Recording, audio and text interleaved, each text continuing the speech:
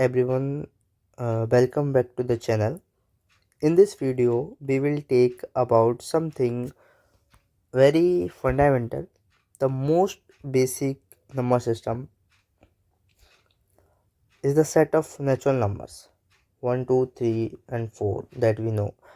So every other number system like integers, rational, real numbers constructed from natural number. So first we must understand what natural numbers really are at a fundamental level. So we give an axiomatic treatment for the set of natural number. But before starting axiomatic treatment, we should know what a good axiomatic system means. So a good axiomatic system means we assume very less and prove everything else from those assumptions. And so the question is, what is the minimum we must assume to define natural numbers? But the surprising part is that we don't assume like addition, multiplication, or even the idea of less than. All of these will be constructed later.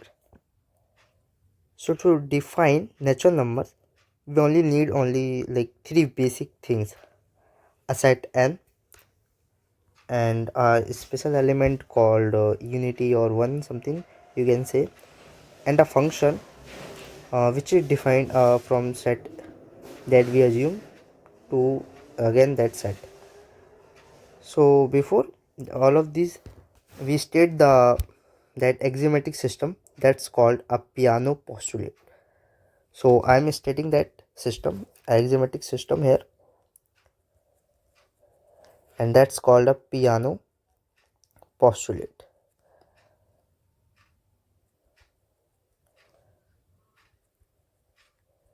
So the statement is like that. I'm writing here that this statement: there exists a set, there exists a set n with an element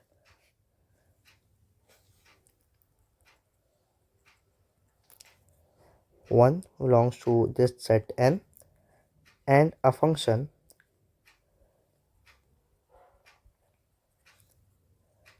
s from that set n to the set n again, and that satisfy the following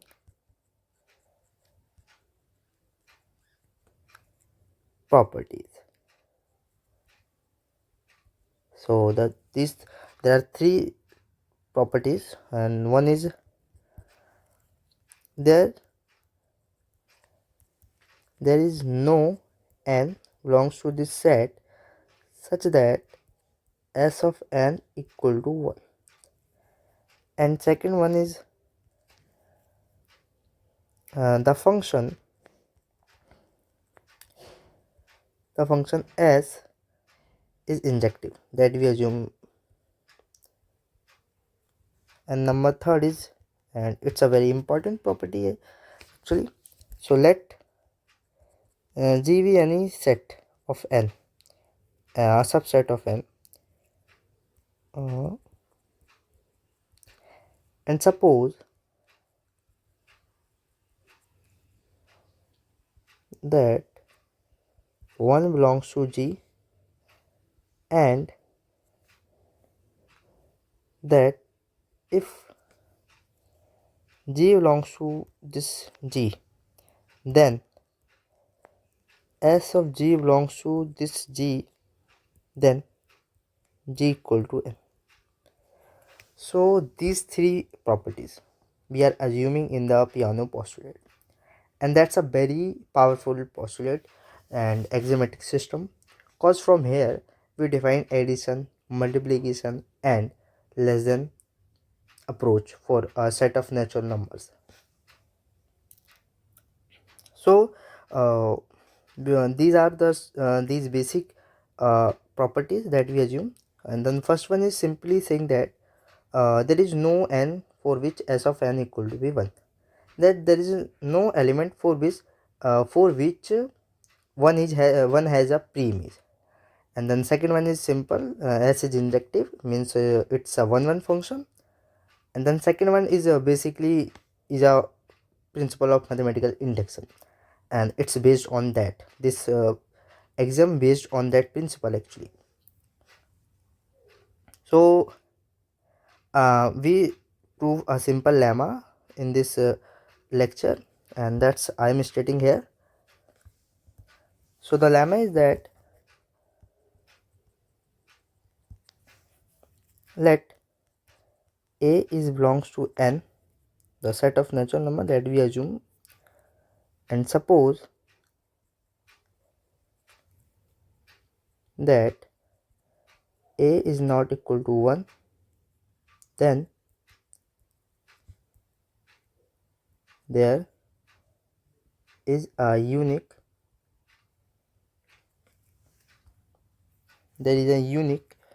B belongs to n such that A equal to S of B.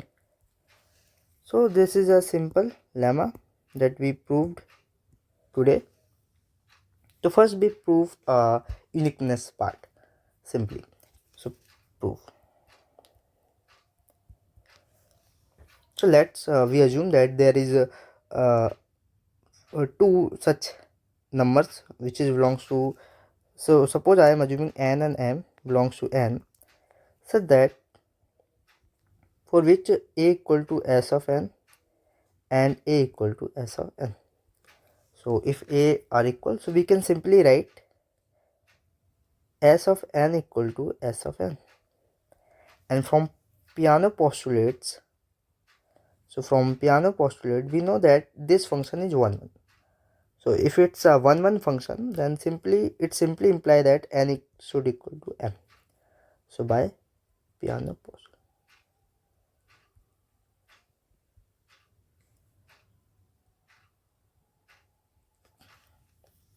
So this is an uniqueness part that we proved, and then here we have to assume that existence part. So for the existence, we assume a set. So we assume that G equal to a 1 union a set C belongs to n, the set of natural numbers, such that there is some B belongs to n such that S of B equal to C. So I am assuming this set, and using the property 3 of Peano postulate, we can show this existence part. How? So simply if I am showing that this whole G equal to n, then we are showing that this, because if G equal to n, then other than 1 all elements satisfy this property. Yes, because other than 1 all elements we have some B for which this equal to be this. So but how we can prove this G equal to n? So we use the property 3 of Peano postulate, then we can show this. So let's say, so simply for using the property of 3, we have that G is a subset of n. So we can clearly see that G is a subset of n, and also 1 belongs to G. So if we assume that any n which is belongs to G, then we have to prove that S of n also belongs to G. So we have this, and we also assume that means n belongs to G. What does it mean? That there is some B for which S of V equal to n. If n belongs to G, it implies there is V belongs to n, some V, such that S of V equal to n. Then we have to prove S of n belongs to G. If I am able to show that, then we are proving that G equal to be n by using the Peano postulate of property theory. So how we can show that? So if we assume that we know that n which is belongs to G, S of V, it means S of B also belongs to N. So if we assume that S of B, it's equal to S of N, and S of V is what? S of V is what? Rn. So instead of S of B, I am writing N, and then what we get? S of N. So S of N, here S of N belongs to N simply because it's a function from N to N, but it also belongs to G. S of N also belongs to G. Why? Because there is an element S of V which is belongs to N, such that S of V, S of B equal to S of N. So there is an element which is belongs to N such that S of this element equal to S of N. So by the property, so from here we can say that this S of N belongs to G, because this is satisfying because S of S of N satisfying this condition.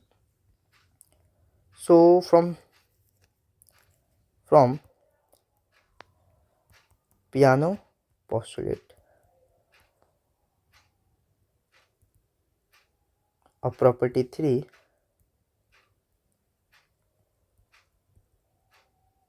we can say G equals to N. So from here we proving that. So if I'm showing that G equal to be N, so from here I'm able to show that for all natural numbers this property hold. So I am also proving the existence part of that lemma. And so thanks for watching. This is for the today video lecture, and in the next video lecture we will discuss about the addition, multiplication theorems and recursion theorems also. So thanks for watching.